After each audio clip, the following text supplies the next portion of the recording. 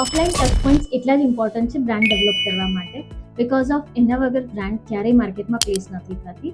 So yes guys, welcome back to 30 days series build brand from scratch. અને આજે હું વાત કરવાની છું ઓફલાઈન બ્રાન્ડિંગ. ઓફલાઈન બ્રાન્ડિંગ એટલું જ ઇમ્પોર્ટન્ટ છે જેટલું ઓનલાઈન છે, બિકોઝ ઓફ જ્યારે તમે પ્રોડક્ટમાં હો ત્યારે તમારા પેકેજીસ બહુ જ ઇમ્પોર્ટન્ટ હોય છે કે તમે કેવા પેકેજિંગ કરો છો, એની ઉપર કઈ ટાઈપના કોન્ટેન્ટ અને કઈ ટાઈપના નેમ રાખો છો, જે પેકેજિંગને લોકો જોઈને અટ્રેક્ટ થઈને તમારી પ્રોડક્ટ આરામથી માર્કેટની અંદરથી ઉઠાવવાનું ચાલુ કરે.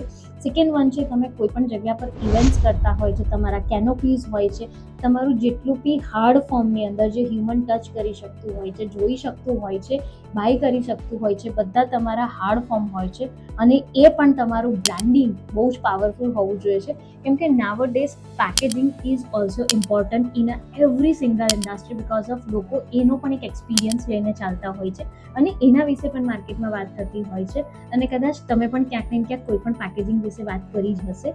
સો જ્યારે બ્રાન્ડિંગની અંદર ઓફલાઈન આવતું હોય છે ત્યારે તમારે હંમેશા બધી વસ્તુનું ધ્યાન રાખવું પડે, તમે એટલું કેટલું અટ્રેક્ટિવ બનાવી શકો કે બધાની વચ્ચે તમારી પ્રોડક્ટ આરામથી કોઈ પણ માણસ ઉઠાવી શકે.